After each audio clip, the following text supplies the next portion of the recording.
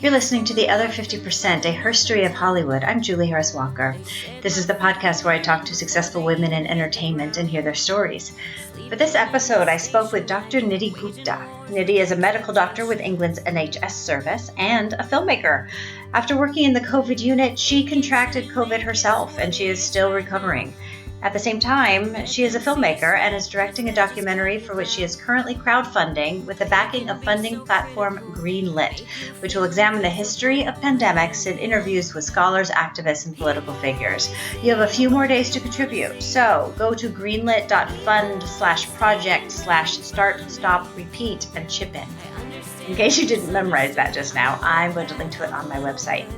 You can find us at theother50%.com for added features, photos, show notes, and the merchandise. You can also listen on Apple Podcasts and all the podcast places. Okay, here's my conversation with Nidhi. Have a listen. Okay, let's start with, normally I ask people, what do you do? But you're a doctor and a filmmaker. Explain yourself. Essentially, when I was a kid, I loved film, and when all my peers as a teenager are into music and Take That and New Kids on the Block, which indicates my age, I'm reading Empire and talking about Martin Scorsese and Mean Streets, and they're just looking at me as if I'm a complete weirdo. But it never really occurred to me that I could be a filmmaker as a career, and it was never as an option. It was never kind of the creative industries at school. And I'm a science geek to the core. So I did biochemistry, and then I did medicine. And within a few months of me graduating, I did my first weekend kind of writing course. And it was a hobby for about 10 years or so, because I was focusing on a medical career, during which time I kind of got my master's. I worked internationally. So I've interned at the World Health Organization. I've worked in the villages in Calcutta. I spent a year living and working in Papua New Guinea as chief medical officer on a construction site. But around 2012, 2013, I decided that actually I wanted to be a filmmaker career-wise, as in actually an actual job, not just kind of hobbying at the weekends, but also financially, and also because I do enjoy medicine. I kept with my career. And then in the evenings and weekends, just kind of put my head down, taught myself how to kind of tell stories. And I did kind of weekend courses, and I got Film London funded for short films. And I started my own company, and I've produced now about 12 to 13 short films, been working on the first narrative feature for the last 2-3 years. We've got some really good news recently on that one. We've been chosen for the London Film Festival production finance market for potential financiers for that. So then we got that news a couple of days ago. Congratulations. Thank you. And I started an online medical education business for doctors doing video-based online medical education. And I've produced nearly 40 hours of online video content for that. So that's kind of where the medicine and the filmmaking meet. And when I became a consultant, so the American equivalent is attending. But it takes us about 8 to 10 years minimum to become an attending. Compared to the US, I think it's about 4 or 5 years, I think, from graduation. So it takes us a bit longer. But when I became a consultant and attending, I went part-time. And so I now do 2 days a week as a doctor, and the rest of the time I'm a filmmaker. That's amazing. What is your specialty in medicine? So it's acute medicine, which essentially I think for you guys would be like general internal medicine. Okay. So we deal with, in non-COVID times, it's like heart attack, stroke, sepsis, kind of just after emergency admissions, and we look after those people. So we're a bit of in terms of physicians, we're kind of a bit of a jack of all trades. Okay, so during the time of COVID, are you focused a lot on COVID? Yes, absolutely. So we were the specialty that was hit hardest with COVID after A&E, after emergency medicine, and all our wards became the wards that we cover, which is COVID wards. And where I work in South East London, we had the highest rates in the whole of London, and London was the biggest hotspot in the UK. So we had some of the highest rates in the UK, just like thousands. So you have been in it. Yes. So when the film world collapsed in March, when lockdown came and just like all production ceased, I'd literally just come back from Berlin, from the festival, and we were like kind of, talking to financiers for the narrative, and then kind of, the axe came down, all production stopped, all financing stopped. So I went back to medicine full time. I was like, where do you need me? Because I knew they needed me, as many doctors to come on board. So I was like, well, wherever you need me, put me there. So I spent a few weeks on the wards just constantly doing COVID work, and then I got sick myself. So you got COVID? Yeah, I ended up in hospital for a week. I narrowly avoided intensive care, thankfully. But yeah, I did spend a week really unwell in hospital. That was 4 months ago. I'm still recovering. I'm not recovered from that.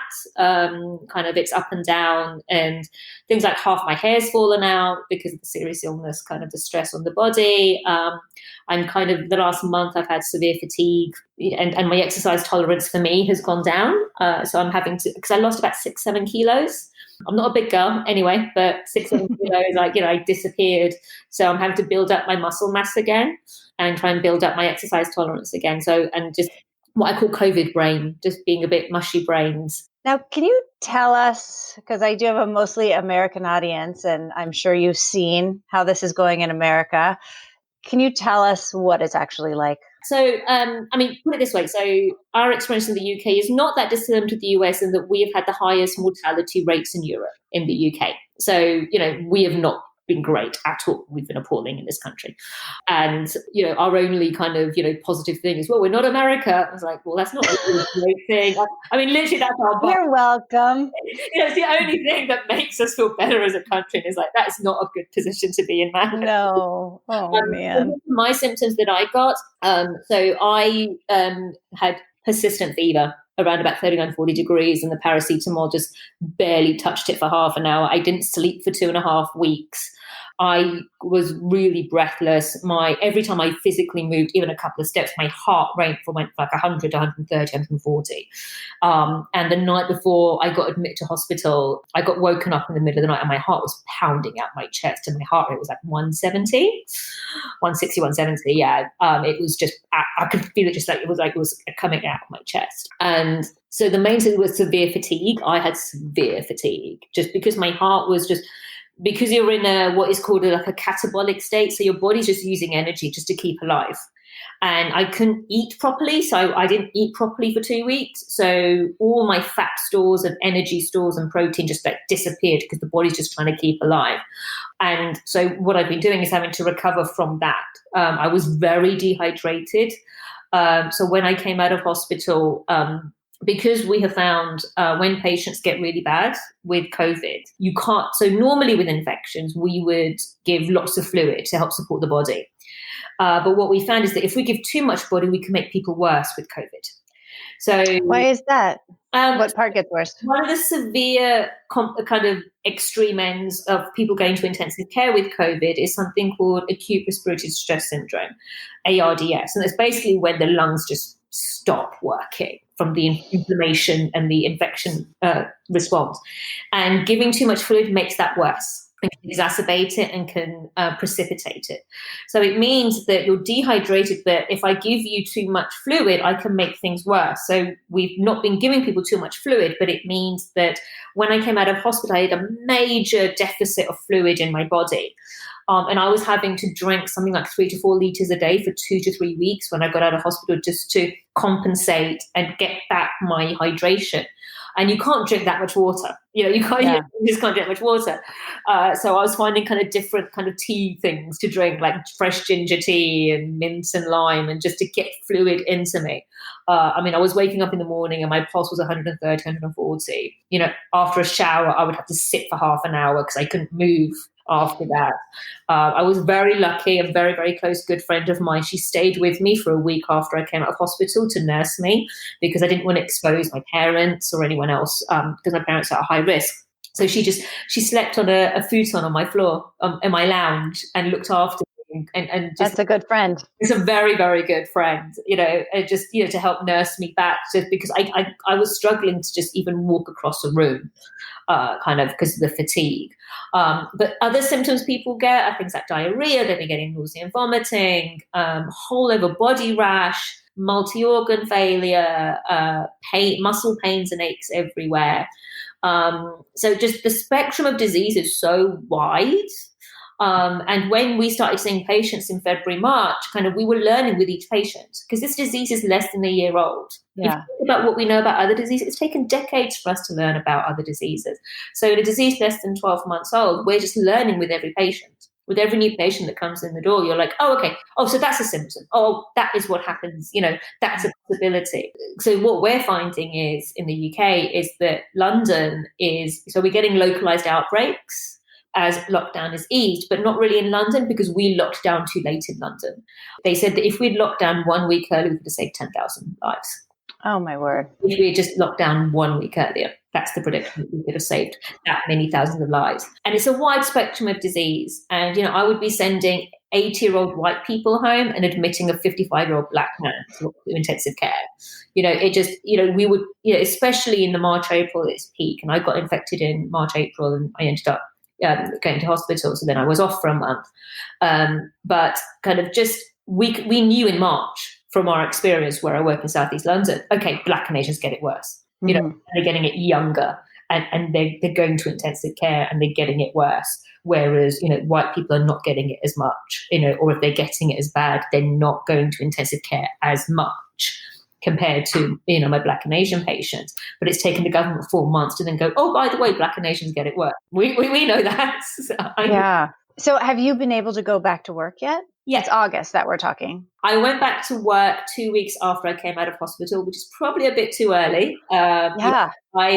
So I was sitting on my sofa at home, kind of staring at the ceiling, losing the will, just like climbing the walls, just kind of both kind of, I'm still not better, but like I'm just losing it at home, kind of thing. And it kind of give me an idea of what other people are going through in lockdown, because I didn't really lock down because I had to go to work. So I got to leave my home. I got to go outside, just drive to work and stuff. But I went back to outpatient services, not the inpatient intense work. And I went back to my normal contract of 2 days a week because my body and my mind couldn't cope with anything more. So I've been back since May, but I've only been doing 2 days a week because and it's the balance of, if you don't use it, you lose it in terms of your body, in terms of your mind and your muscles, but also not pushing myself too hard that I then am collapsing on the sofa at 5 o'clock because I can't cope with it. And I push myself too hard some days and I don't other days. And I've just had a month of post-COVID fatigue where I've just had a month of insomnia, not being able to do an awful lot physically, just really struggling. And I'm kind of just emerging out of that. And that's what we're seeing now a lot in our patients, is people who maybe didn't go into hospital, but they probably maybe had COVID in February, March, April, and they're having these symptoms. But because we weren't testing them, it's like you're playing detective. Do we think you had COVID with these random symptoms? And if so, what are the complications now that you're experiencing? And again, we're learning with each patient. And I imagine that must be driving you crazy, because my impression of you is that you're a person who does a lot of things and is constantly contributing and working and doing, and just crawling the walls with 2 weeks of your recovery. I imagine you're just going out of your mind. I was losing it. The things that kept me sane was my friend being here, the kind of Zoom meetings the Zoom evening events, and jigsaw puzzles. I think everyone has had a renewal of jigsaw puzzles during this time. I understand you're also doing a film now about COVID. Let's talk about that. Yeah. So what happened after I came out of hospital? I mean, I've done training in infectious and tropical diseases. I'm not an expert, but I have a strong interest in it, and I've worked abroad in it. And whilst we knew and we talked about as a general concept that a pandemic was due, has been overdue, I realized I'd never actually had a lecture, never been taught specifically about pandemics. So I just started reading academic papers and reading books about it. And the last great pandemic, and we have had official pandemics since, but the last great pandemic was 1918, the Spanish flu. Mm-hmm. I'm reading about how debates about face masks, do they work or not? It's a German-Austrian bioweapon in a lab, all the same. All the same, it was a catalyst for people, minorities and oppressed people to say, no, enough is enough, because of the highlighting of inequalities. So, for example, in India, Gandhi's experience of the Spanish flu laws from the British Empire, which penalized Indians in third-class carriages, and not the British soldiers and the British in first-class carriages, solidified his view of satyagraha, which is non-violent resistance to the British Empire. In Korea against the Japanese Empire, because more Koreans were dying than the Japanese people, and oppressive Spanish flu laws, it led to the 1st of March uprising in 1919. It was a catalyst. Muslim women in Egypt were marching because of the Spanish flu laws from the British Empire against the British.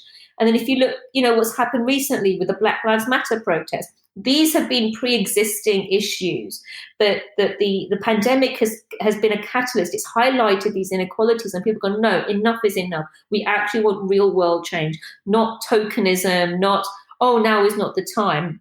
People are actually, talking about these things. And in the UK, places that are very kind of white and very have had Black Lives Matter protests. There's a town called Ipswich, which is in it's countryside, it's farms, and they've had a Black Lives Matter protest. So it's very encouraging. It's transcended. What happened to George Floyd, what's been happening in America. The UK follows American politics and American news very closely. It's kind of, after UK news, it's probably the biggest, country that we follow in terms of news. And, there have been Black Lives Matter protests here before, and, because of our issues that we have here. But this has been on a scale that we've not seen before in the UK. We've had statues being toppled, people actually talking about, kind of what is going on. Programs during lockdown have been made to reflect Black Lives Matter and talking about those stories. And so that's kind of, for me, that is a very much a reflection of what happened 100 years ago in terms of the Spanish flu, that, it doesn't have to be all negative. It doesn't have to be all pain and suffering, that we can find some positivity from these horrible events that are happening that hopefully will have some sort of long-lasting change. So, another example is, so in the UK during the Spanish flu, so there were these 2 gay female doctors. So Louisa Garrett Anderson, who was the daughter of the first UK female doctor, her mother was Elizabeth Garrett Anderson. So before the First World War, she wasn't even allowed to look after men as a surgeon. Her partner was a physician, Flora Murray. They weren't allowed to look after men. They forced themselves to create a clinic, and they said, we don't care what you say, but we're going to start this clinic. When the Spanish flu came around, they were exhausted. And the government went from, we can't use you because you're women, to, you're essential, you can't close your clinic. Isn't that amazing how it changes things?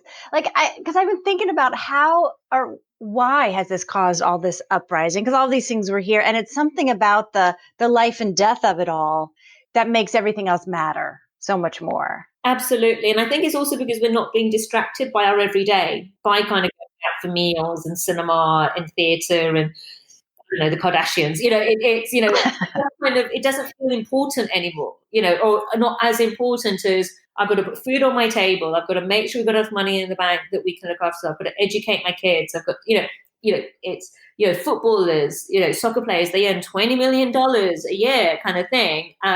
But who do we actually need to deliver our food?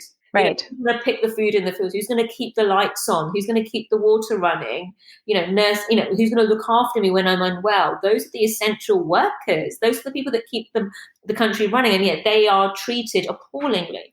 In the UK before the pandemic, nurses were using food banks. That's insane. That is wrong. Their pay had in real terms been cut over the last 10 years, and they're putting themselves literally in harm's way, and yet they're treated the worst of the lot. The poor, I'm sure you have it in America. Over here, we had Clap for Carers, which was every Thursday evening for about clapping. And the general public has always supported the NHS, our health service. But, it's like the government's like, yeah, we're clapping too. And it's like, what would be really nice? Can you give them a pay raise? Pay them. Pay them for their job. Give Right. them enough money, not this 0 hours gig economy where you don't even know if you're working one day to the next, where they actually have some, support structure. Most of my film and TV colleagues lost their jobs, and they went from productive, tax-paying, wonderful people who within 2 weeks having to go on to basic income from the government because, there's no support structure. There's no, kind of security there. And a lot of them going, do we want to go back to that kind of world? Right, because it seems so precarious and tenuous, and when there's no safety net, it makes you rethink everything. Are you having the same thing there with teachers that we're having here? I mean, at the beginning of the pandemic, they were lauded as heroes for pivoting so quickly and moving everything online. And then here we are at the start of the school year where we're forcing them into untenable situations. Are you opening schools there? Yeah, so all the schools are opening next month, and there's big issues. I've got friends who are teachers, and they're scared. Yeah. At the moment, in terms of teaching, the big travesty at the moment is that the school exams that lead to teenagers going to university, so they weren't able to take their exams, and so for the first time, it was based upon predicted grades in terms of the teachers gave evaluations for each of their students. But then the school's regulator and the government had some weird black box algorithm that basically, if you attended a school that didn't get the top grades previous years, you got downgraded from your teacher's prediction. Yeah.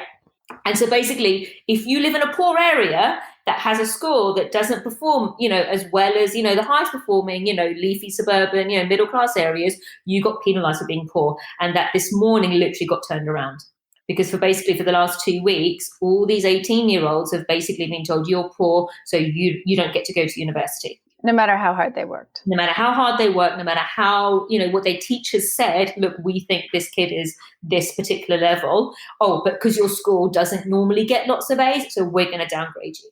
So that's what systemic oppression looks like. Yeah, absolutely. It's institutional. And going back to the Black Lives Matter protest, one of the chief Black police officers got stopped on his way home from work.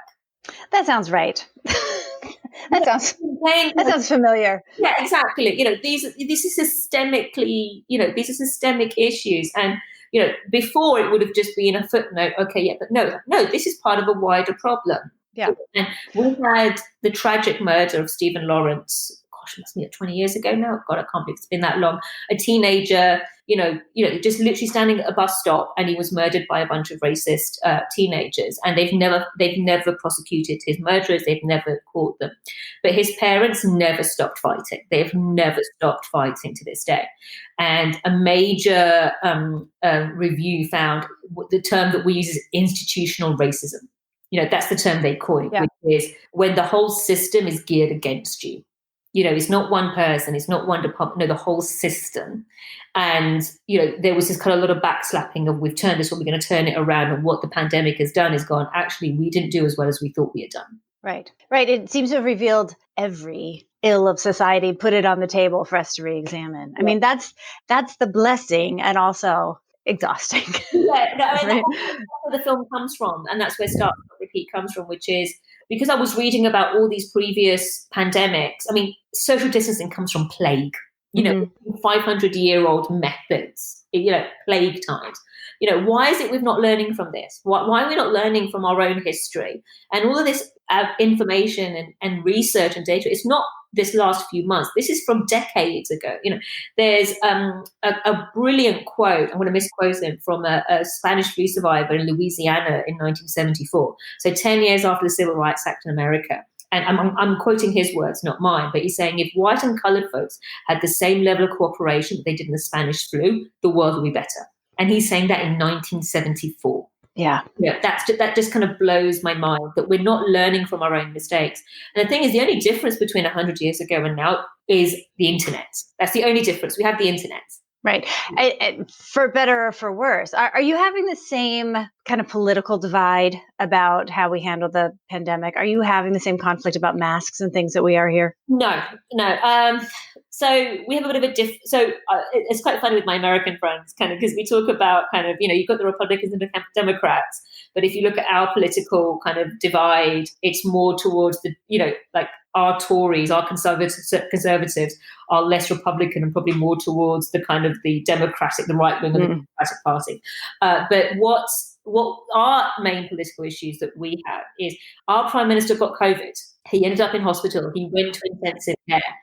And he came out of hospital, and a week later he had a kid. He had a baby. Yeah, exactly. Oh my goodness. Yeah. And I mean, to this day, his Wikipedia entry says he might have 5 or 6 kids. We don't know how many kids he has because he hasn't revealed how many kids he actually has because, yeah, he's had a few kids out of wedlock.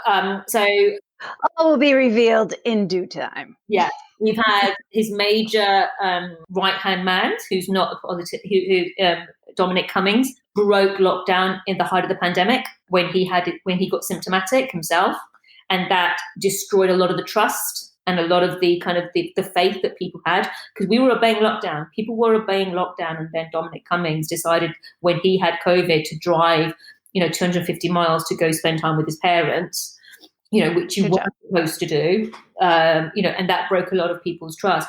The issues we have is we have the government, which is not normally a very centralized service, the way it is in the US, is becoming very centralized. It's, I would say, a conspiracy of incompetence. Essentially, they're just not doing a good job, but the opposition, our Labour Party, they elected their new leader during the pandemic. Because they're all it just coincided. It was like, oh my God, so they've got a new leader, and that came at the height of the pandemic was a new leader. So they've had a very difficult balancing act of supporting the government because they want to support what's happening, but also trying to carve out their own niche and kind of have established their own kind of agency, which they haven't really had.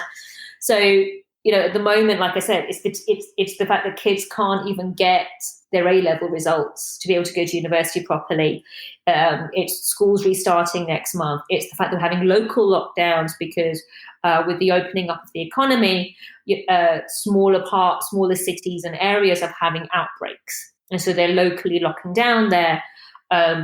We still can't do antibody testing outside of healthcare workers. So we can't do antibody testing outside healthcare workers. Why? At the moment, antibody testing is only, immunity testing is only being done for healthcare workers and care workers. We finally have a half decent testing system, but we don't have a decent tracking system. Our tracking system is not functional. It's not fit for purpose. People are being paid to sit and not call people up because the system isn't working properly, basically, because we just don't have our track and trace system has been proven to be completely ineffectual. So it's just grumbling along. And, come the winter, when the influenza season comes back in, when seasonal flu comes back in, then our healthcare system is going to have a whole, COVID is going to probably go up, as well as all the other influenza and other kind of seasonal viruses. And we have a publicly funded health system that was already on its knees before the pandemic came. So good news. Yeah, it's all good. Rosy future. But the reason for me doing the documentary is not only to kind of learn from the past, but actually because there have been positives. There have been positives for women's rights, for minorities, for oppressed people. And it's about, well, what can we learn from this pandemic that makes the pain and suffering not all in vain? We've had 60, 70,000 deaths. You guys have you've hit the horrible 150,000 mark, I think now. It's just horrific. At least, I think we're closing in on 200. Oh gosh, it's just horrific. But it's like, well, okay, we can focus on the negative and just the horrific pain and suffering, but what can we do to make sure that when the next pandemic comes, we have a resilient enough infrastructure, society that doesn't collapse? Right. And I love that that's the focus of your documentary, is everything that comes out of, this is the environment and how it affects everything else. Well, it's about learning from each other. If you look at Southeast Asia, first of all, countries that have female leaders have done better than the ones with male leaders. If you look at... That's an interesting statistic. Yeah, so if you look at, Taiwan, and New Zealand and Germany, oh, look, they have lower rates. Kerala in South India, which is the most educated state, their public health minister is a former science teacher, and they've had some of the lowest rates. They've been, she's a rock star. They just, but we haven't been learning from those experiences. South Korea, they've had amazing track and trace and their economy hasn't tanked. Neither has Taiwan. Look at what's happened in New Zealand. That they had one case and then the net came down and said, no, people's health is not an anathema to a healthy country. This idea that, good public health, good people's health is somehow in opposition to good economics. It's not. It's possible to build societies and infrastructure and an economy that has healthy people, because healthy people make healthy workers, which makes you have a healthy economy. They're not in opposition. They're not against each other. It's possible to do both, but we haven't had the imagination and the will to do it, and about a sustainable future as well. The fact that pollution has made it worse in people. I live in London. Of course I'm polluted. If you looked at the sky, those pictures of Los Angeles and Delhi during the height of the lockdown, it's like, I remember going to Los Angeles. I didn't see the sky in LA at all. I saw that grey kind of mist, of all the pollution and stuff. It's like, oh my God, there was actually a blue sky up there. And, for me, it's about what can we do to make this better? What kind of future can we create? And not just from a medical perspective, but societally, economically, so that when the next pandemic comes, and it will come, I don't want it to be in my lifetime, but it will come at some point, that our society doesn't collapse. I mean, we just had, last week it was announced that we've had a 20% recession, in terms of our economy, depression, 20%, contraction in our economy. That's unprecedented. And I worry, and I'm a bit doom and gloom about the whole thing, but I'm very optimistic about where we can get to on the other side of it. But I worry that America, being as immature and divided as it is, won't actually get the lesson unless it gets even worse. Before, like, if the pandemic were over today and we reopened everything, I'm not sure we would change any of the things that were revealed during this time. Not that I'm wishing for it to get worse or last longer, but I just think it's hard for us to learn these lessons in the state that we're in. I think that is a worry I have also for the UK, because we do have, a right-wing government who have gutted our healthcare services and our safety nets. And because of our Fixed Parliament Act, we're not going to get another election for about another 3.5 years. And we've got such a big majority that, there's no way they're going to get pushed out before that. So that is my worry, that this idea of, can we go back to beforehand? Well, it wasn't great. It wasn't great for people. It wasn't this utopia, this Shangri-La that we lived in. It was a pretty awful place beforehand. And, just because we got to go to the cinema didn't make it better. No, and the fact that everyone has a television and a cell phone doesn't make it better. It's the fact that so few people have a safety net to not get paid for 1 week. And we're at a place now where they've lifted the eviction moratorium. So if you imagine all the apartment buildings in New York just spilling out onto the street and all those people being evicted, I mean, we could be at the precipice of such a huge humanitarian crisis that we haven't even begun to think about addressing. There was the Rolling Stone article from that Vancouver-based academic, which said that most Americans are 2 checks away from being bankrupt. Absolutely. Yes. And even my friends and I joke about it, because we all have good jobs. We're not literally 2 paychecks away from being bankrupt and homeless, but it's a constant fear, because it doesn't take much, and we're all a bit on the edge. Absolutely. And then also, I mean, the one thing I would say that the UK has, that I think, because we follow America a lot in this country, we do follow, where America goes, we follow. One of the few things we have that we can kind of point to that kind of differentiates it is our healthcare service, because we have a free healthcare service at point of use. We pay through our taxes. And so the National Health Service means that somebody sick with COVID or any other illness will not get bankrupt from the healthcare costs. See, that's the thing. It will bankrupt us, just one illness. And to have GoFundMes just to get a surgery, I mean, it's absurd. Yeah. I mean, that's not to say that, our healthcare system doesn't have major problems. It does on a systemic level, because our funding has been cut so much after the 2008 crash. We don't have enough staff. There are so many problems that we do have. But, in terms of, I can give good care to my patients within the capability the system allows, and they know that the lights are on, somebody's always home, and 24 hours a day, there will be somebody who can look after you if you need it. And, they're not worried about, oh my God, how much is going to cost me? And that is the one thing that we do have, which I think is, because we have such unprecedented support. I mean, it's basically like a national religion, the NHS in the UK. It is like a national religion. I mean, we're a pretty secular country now, so it's probably the only major religion we have. Which is actually the general point. I find that really interesting, because the US has this separation of church and state enshrined in the law. Do we though? That's the thing. It's enshrined in law, but do you really have it? Because no politician can get elected without kind of putting their hand on their heart and saying they're religious. Whereas here in the UK, our queen, our head of state, is the head of our religion. It's completely embedded, and yet we have never been as secular as we have ever been. Our church number of attendances is going down, etc., etc. And we're quite and famously, Tony Blair said, "We don't do God."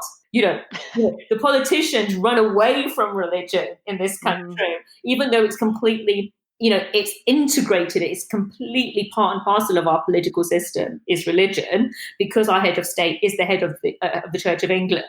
So I just find that fascinating that, we have it embedded in our society, embedded in our political structures. And everyone's like, yeah, whatever, we don't care. In America, where it's technically enshrined in law that you can't, have it as part of your political structure, and yet, it's absolutely part of your political landscape. Yeah, and it's troubling, frankly. All right, let's pivot a minute from the end of the world. Let's talk about your narrative feature. Yes. So Human 2.0. It's a sci-fi drama. I've been working on it for about 4 years, and from this point of view, the script. And what's interesting is it's about 4 people stuck in a house and they can't leave. And it's like, I think I did this during lockdown. I didn't. This has been. So now you're psychic also. Interesting. Okay. But it's because I'm a massive sci-fi geek. But as a female British Indian sci-fi geek, nothing's made for me. There's nothing. I'm not the audience. And also sci-fi in general as a genre is quite kind of looked down upon, and I get very, very annoyed that kind of people think it's just spaceships and aliens. Like, no, it's not. Black Mirror is sci-fi. Handmaid's Tale is sci-fi. These are sci-fi. It's about the possibility, but for me, sci-fi is about what's happening today. Tell me more about that, because I am a person who's like, sci-fi, I don't know, it's aliens and spaceships, There's a lot of rubbish sci-fi. There is a lot of rubbish sci-fi, and because there is this kind of, I think, quite male perspective of it's spaceships and aliens and guns and aliens and bumpy-headed foreheads. But the best sci-fi is about today. So the rebooted Battlestar Galactica, which is one of my favorite shows of all time, it's about the Iraq War. It's the Iraq War in space. That's what the rebooted Battlestar Galactica is. And when you realize that, you're like, whoa, it's the Iraq War in space, where the bad guys, are the Americans. Sorry. But it's an American TV show.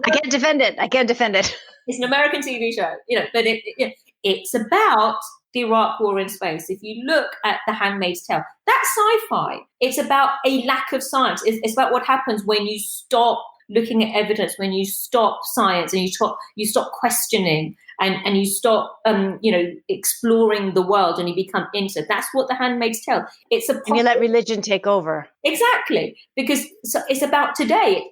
When she wrote that, when Margaret Atwood wrote that, everything in that book has happened somewhere. She hasn't made any of those events up, and the TV series continued that. So everything they depict has happened somewhere in the world. It's so disturbing. And the most disturbing thing to me was when they do the flashbacks, it's a month ago. They're in Starbucks. They're at yoga. Exactly. I remember the first series when you had, I remember the song in my head, but I can't remember who it was, but it was like a modern pop song. Like, whoa, you get that jolt of, no, that's what they're talking about. They're talking about a potential world in the future, but it's reflecting what's happening today. I mean, when she wrote that, Donald Trump wasn't president when she wrote that. Bolsonaro wasn't president. Boris Johnson, wasn't prime minister. These kind of so-called hard men. This kind of retro. All the Me Too. None of that had happened. She looked at what was happening. 30 years ago, where no, this is a messed up world, and then that came out. I love Firefly, kind of Joss Whedon's Firefly, which is about a bunch of misfits who are just trying to make their way in the world. In a spaceship, the space cowboys, but it's about people who are oppressed. It's about people trying to make their way in the world, in a world that says you've got to be homogenized, you've got to only be one way, this is the right way, everything else is the wrong way. That's what good sci-fi is. It's about, if you look at The Expanse, which is the most recent series, I love the books, it's about kind of humans going out into the universe but still fighting over, pieces of land. The latest one, Illus, it's about immigration. It's about people's fear of kind of other people coming in. That is a reflection of today. Black Mirror is sci-fi, and that's very much about today. Okay, so in the first series of Black Mirror, the most famous episode of that is the UK Prime Minister is blackmailed into having sex with a pig on TV to save a princess. That's the premise, right? like 10 years later, David Cameron, our former prime minister, it turned out at university, he did something quite disgusting with a pig. Oh my God. Nice. If you look at all these things, Black Mirror is good sci-fi because it's about, well, what can happen? What is the possibility? But it's a reflection of today. And that's what the best sci-fi is. And, that's the kind of sci-fi I want to write about. It doesn't have to be about spaceships and aliens and big explosions. That's not, it's about what is happening today. So for me, Human 2.0, what I've written, it's about, so it's a British Indian female lead. Hello. Hello. Yeah. But it's, for me, I've written it because it's a metaphor for colonialism. It's a metaphor for kind of, Western imperialism that says that we are the pinnacle of civilization. We are the best. And everything else is inferior, which is a reflection of what, the British Empire and India and stuff. And you're like, well, if we're so brilliant at civilization in the West, how come we can't keep our citizens safe? We can't keep them all fed. We can't keep them all housed. We can't give them, the facilities of education and good health. Isn't that the mark of the best civilization? If you can't do that, you haven't got it licked. Well, white supremacy is not based on competence and accomplishment. But that's the whole concept. If you look at the British in the UK, we haven't come to terms with our colonial past. There's this kind of mythical idea about colonialism that, the British never did anything wrong. Yeah, we'll tell that to the tens of millions of Indians that died, during the British Raj. If you look at British history, the way it's taught in schools, the way I was taught at school, you have Henry VIII, Second World War, and nothing interesting happened in between. It's like a man who shagged his way around, so he could, divorce people, and he's, caused basically, the Irish problem because of his, wanting to, schism from the Catholic Church because he wanted to get a son, and then he kind of killed half his wives, and then we won the Second World War. We won the Second World War in this country. No one else did, just we did. Oh, I thought we did. We did though. Well, you may think that, but we did. But if you learning British history, that's all that happens. And it's I've left school and actually started reading history books and reading. It's like, no, all this stuff happened, but we just don't get taught about it. We haven't, faced our colonial past in this country. It's all about, well, the British never did anything wrong. So no, you just don't know about it. It's interesting because we're going through a similar reckoning here. And it's all being revealed how biased and white supremacist everyone has been taught American history. I mean, I don't even know how to describe it. I mean, it's jarring, I think, for a lot of people who just accepted that that's what the history was. And now that we are all collectively learning more, I'm saying this as a white person, I'm sure Black people knew what had gone on. It's jarring for people and for people's sense of identity, I think, to be like, wait a minute, it's not what everyone was saying. We were talking now, I mean, whether it'll happen or not, I don't know, but we're talking about what we're calling decolonizing history. Yeah. In terms of not just through a specific lens of history. And whether we're really having that conversation properly, I don't know.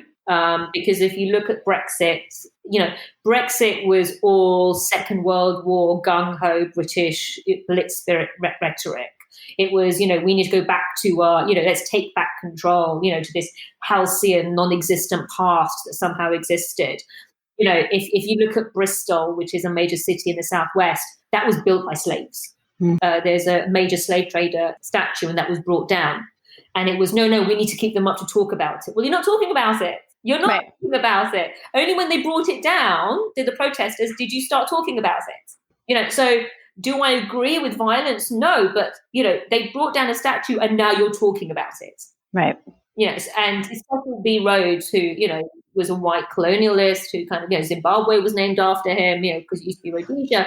There's a statue of him at Oxford University. And for years, there have been discussions about bringing down that statue and talking about the Cecil B. Rhodes. Was a massive racist. We had two countries, named after him. He was a massive racist, but it's only when, these statues came down that people were saying, no, we can talk about this again. Let's talk about this again, about the statue of Cecil B. Rhodes. Yeah. And so these, going back to the pandemic, it's catalyzing, it's having those conversations that we, people can ignore before that. It's interesting, the parallels in our two countries of what's happening right now. That's interesting. I think they kind of mirror reflections of each other, but for different reasons. I mean, because our police don't carry guns. Mm-hmm. So we don't have a problem with gun crime, and in terms of police killing kind of Black people and individuals, but we have a problem with them stopping and searching and assuming that there's something wrong.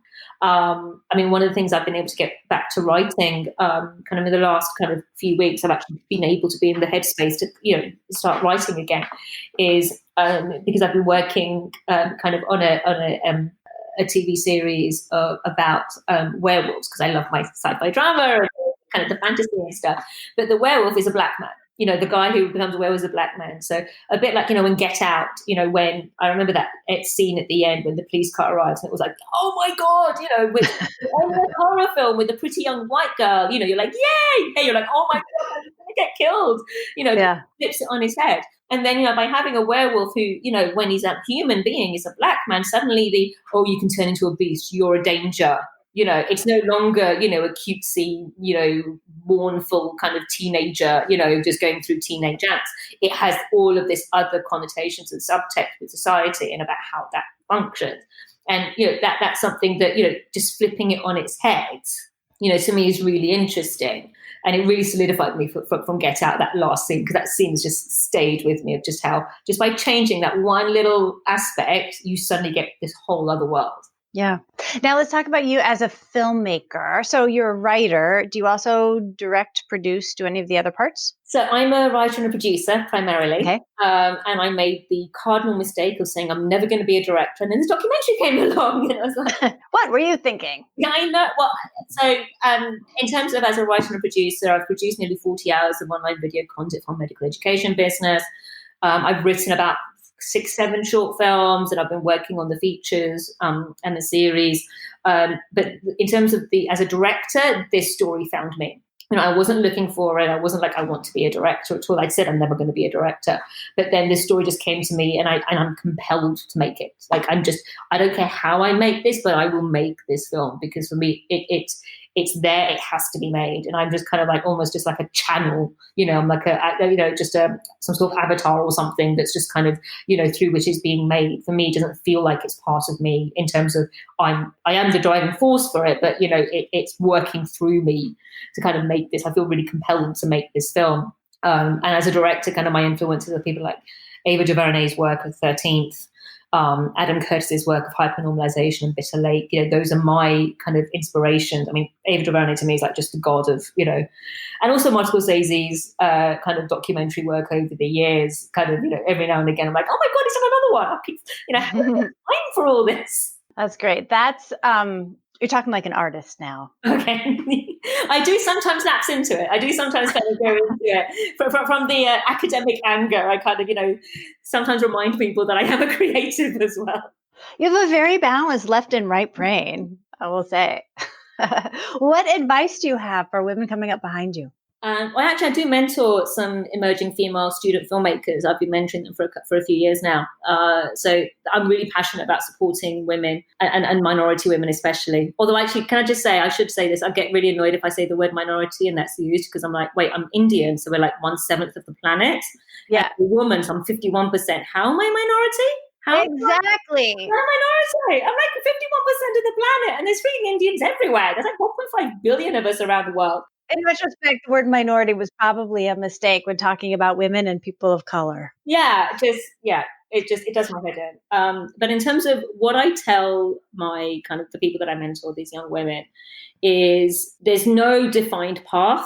And I say this to my doctors as well, my junior doctors that I have to supervise and stuff. There's no defined career path. It's what works for you. And just because something hasn't been done in a particular way before doesn't mean you can't do it in the way that works for you. You have to find your own pathway, and that means making mistakes. And also don't believe the thing that you have to work 12, 14 hours a day, shout at people and ruin your personal life over it. There is a way to have a work-life balance, but you've got to work hard for it, and no one's going to give it to you. You have to take it yourself. This whole idea, this very male concept that the only way to make a film is if you flog yourself to death and you destroy your entire life just for this thing. No, that's not the way. Are you going to wish on your deathbed that you spent more time on set? Never. No, exactly. And the other main thing I talk about is how are you going to earn a living? So we all wish we were Christopher Nolan. Like, we'd all love to be Christopher Nolan. But the fact is, most of us, 99.99% will never be Christopher Nolan. So how are you going to earn a living to keep the food on your table, the roof over your head, and to keep yourself going? Because as much as you want to be making Star Wars and Jaws and, whatever, and doing your craft, it's unlikely that you're going to do that enough that you can pay your bills. So what are you going to do? Now, in my way, I did it the other way around. I had a whole career, a medical career, which then funded my ability to be a filmmaker. It's a pretty good day job. Yeah, it's a pretty decent day job. When lockdown came and the film world collapsed, I literally just said, "Where do you want me?" And within 5 seconds, I had this, all this other, work I could do. And I'm hoping to never leave medicine from that perspective, because I enjoy it, but also it's a good income. I don't recommend everyone go down that road because it's a long, hard pathway, and it's a whole other job. And I can't, it's not stacking shelves. It's not, answering, being a telemarketer or something, is an actual career that I have to focus on as well. Because when you produce, especially, you're not producing, there's not products week after week after week as an independent film producer, but because of my business work, because of my medical education videos, that has been what I've been working consistently, and that's mainly a better producer. I run a business. Producers are business people. And yes, God, it just does my head in when, they go, "Oh, I'm a producer." No, you're a business person. You're running a business. You can talk about airy-fairy creative stuff, which, that is a massive part of it. But if you don't know the nuts and bolts of running a business, why on earth is somebody going to give you $1 million, $10 million to make your creative vision if you don't know how to run a set, you don't know how to run a business, deliver the goods on budget and on time, employ people, pay your taxes. Exactly. And also, obey the law. There are lots of legal, requirements as somebody who is employing other people. And just, I pride myself. This is something that, I work hard at, but it's like, well, if you send me an invoice for work you've done, I'm going to pay you within 24, 48 hours. You're not going to have to chase me for 3 months because you have done your work job. Now my job is to pay you on time. We're filming in 2 weeks' time for some medical education videos for a university, and I'm doing a COVID prep, Zoom call with the whole team to say, look, this is what I've organised.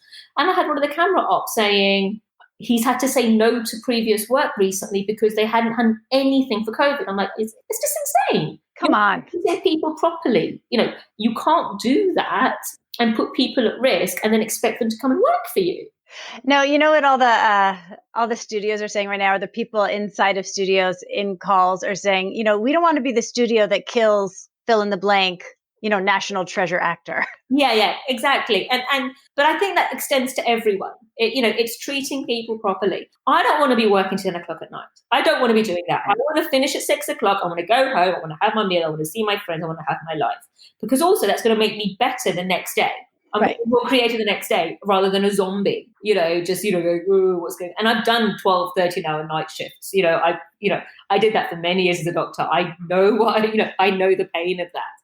So I think it's so important to find that career that works for you and the work-life balance, and that also pays your bills. And it may not be the most interesting, most creative, the most fascinating thing, but as I said, on your deathbed, you're not going to wish you spent more time at work.